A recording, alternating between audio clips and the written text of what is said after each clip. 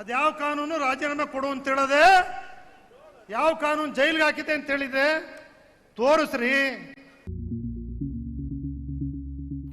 ಮೂಡ ಪ್ರಕರಣದಲ್ಲಿ ಸಿಎಂ ಸಿದ್ದರಾಮಯ್ಯ ರಾಜೀನಾಮೆಗೆ ವಿರೋಧ ಪಕ್ಷಗಳಿಂದ ಒತ್ತಡ ಹೆಚ್ಚುತ್ತಿದ್ದಂತೆ ಮೈತ್ರಿ ಪಕ್ಷಗಳ ನಾಯಕರಿಂದ ಅಪಸ್ವರಗಳು ಕೇಳಿಬರುತ್ತಿವೆ. ಜೆಡಿಎಸ್ ಕಾರ್ಯಾಧ್ಯಕ್ಷರು ಆಗಿರುವ ಶಾಸಕ ಜಿಟಿ ದೇವೇಗೌಡ ಅವರು ಇಂದು ಸಿದ್ದರಾಮಯ್ಯ ತವರು ಜಿಲ್ಲೆಯಲ್ಲೇ ವಿಪಕ್ಷಗಳ ರಾಜೀನಾಮೆ ಒತ್ತಡಕ್ಕೆ ಬಹಿರಂಗವಾಗಿ ಕಿಡಿಕಾರಿದ್ದಾರೆ. ಸಿದ್ದರಾಮಯ್ಯ 136 ಜನ ಡಿಕೆ ಗೆದ್ದಿದ್ದಾರೆ. ಆ ರಾಜೀನಾಮೆ ಕೊಟ್ಬಿಡಿ, ರಾಜೀನಾಮೆ ಕೊಡ್ಬೇಕಾ? ತೋರಿಸ್ಬಿಡಪ್ಪ ಯಾವ ಕಾನೂನು ನೋಡುವ. ಅದ್ಯಾವ ಕಾನೂನು ರಾಜೀನಾಮೆ ಕೊಡು ಅಂತ ಹೇಳದೆ, ಯಾವ ಕಾನೂನು ಜೈಲಿಗೆ ಹಾಕಿದೆ ಅಂತ ಹೇಳಿದೆ ತೋರಿಸ್ರಿ. ರಾಜ್ಯದಲ್ಲಿ ಏನ್ರಿ ನೋಡ್ಬೇಕಾಗಿದೆ?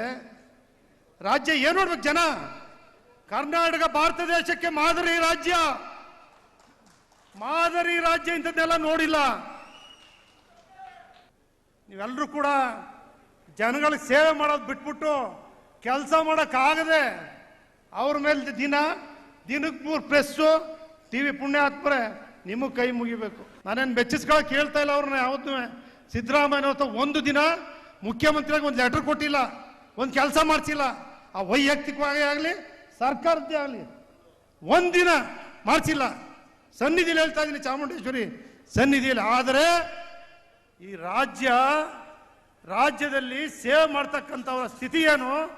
ಅಧೋಗತಿಗೆ ಕಲುಷಿತವಾಗಿರ್ತಕ್ಕಂಥ ಪ್ರಜಾಪ್ರಭುತ್ವ ವ್ಯವಸ್ಥೆನ ಉಳಿಸೋರು ಯಾರು? ರಾಜೀನಾಮೆ ಕೊಡಿ, ಎಲ್ಲ ನಿಂತ್ಕೊಳ್ಳಿ. ಎಲ್ಲರೂ ವಿಧಾನಸೌಧ ಮುಂದೆ ಯಾರ್ಯಾರಿಗೆ FIR ಆಗಿದೆ ಎಲ್ಲರೂ ಕೊಡಿ, ಎಲ್ಲರೂ ತಾಕತ್ತಿದ್ರೆ. ಮೈಸೂರು ದಸರಾ ಉದ್ಘಾಟನಾ ಕಾರ್ಯಕ್ರಮದಲ್ಲಿ ಮಾತನಾಡುವ ವೇಳೆ ಸಿದ್ದರಾಮಯ್ಯ ಏಕೆ ರಾಜೀನಾಮೆ ನೀಡಬೇಕು ಎಂದು ಪ್ರಶ್ನಿಸುವ ಮೂಲಕ ಮೈತ್ರಿ ಪಕ್ಷದ ನಾಯಕರ ಹುಬ್ಬೇರುವಂತೆ ಮಾಡಿದ್ದಾರೆ. ಈ ಮಧ್ಯೆ ಜಿಟಿ ದೇವೇಗೌಡರ ಸಿದ್ದರಾಮಯ್ಯರ ಪರ ಮಾತುಗಳಿಗೆ ಕಾಂಗ್ರೆಸ್ ಪ್ರತಿಕ್ರಿಯೆ ನೀಡಿದ್ದು, ಸತ್ಯ ಮತ್ತು ನ್ಯಾಯವೇ ಅಂತಿಮವಾಗಿ ಗೆಲ್ಲಲಿದೆ ಎಂದಿದೆ.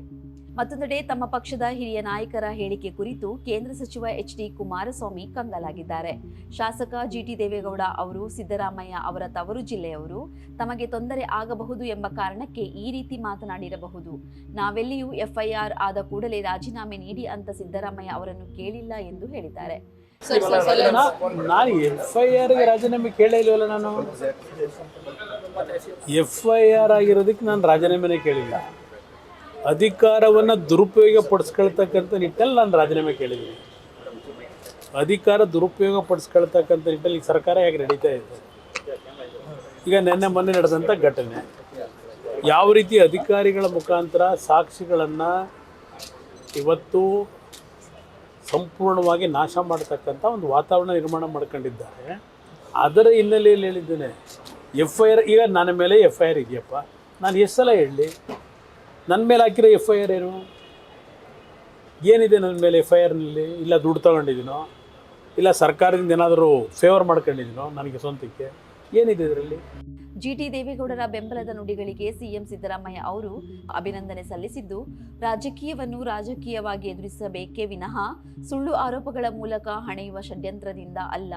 ಈ ಕೆಟ್ಟ ಪರಂಪರೆಯನ್ನು ತಡೆಗಟ್ಟಬೇಕಾದರೆ ನಮ್ಮ ರಾಜಕೀಯ ನಾಯಕರೆಲ್ಲರೂ ಪಕ್ಷಾತೀತವಾಗಿ ಸತ್ಯ ಮತ್ತು ನ್ಯಾಯದ ಪರವಾಗಿ ನಿಲ್ಲುವ ಧೈರ್ಯ ಮಾಡಬೇಕಾಗುತ್ತದೆ ಎಂದು ಬರೆದುಕೊಂಡಿದ್ದಾರೆ.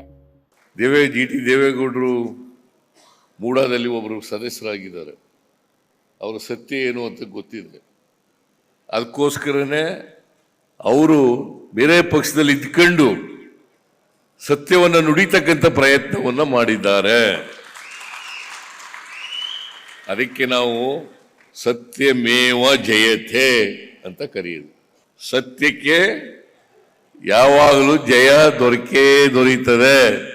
ಅದಕ್ಕೆ ನಾನು ಅನೇಕ ಸಾರಿ ಹೇಳಿದ್ದೀನಿ, ನಿಮ್ಮೆಲ್ಲರ ಆಶೀರ್ವಾದ, ಈ ರಾಜ್ಯದ ಜನರ ಆಶೀರ್ವಾದ ಈ ಸರ್ಕಾರದ ಮೇಲೆ, ಸಿದ್ದರಾಮಯ್ಯನ ಮೇಲೆ ಇರೋವರೆಗೆ ಯಾರು ಕೂಡ ಏನು ಮಾಡಲಿಕ್ಕೆ ಸಾಧ್ಯ ಇಲ್ಲ.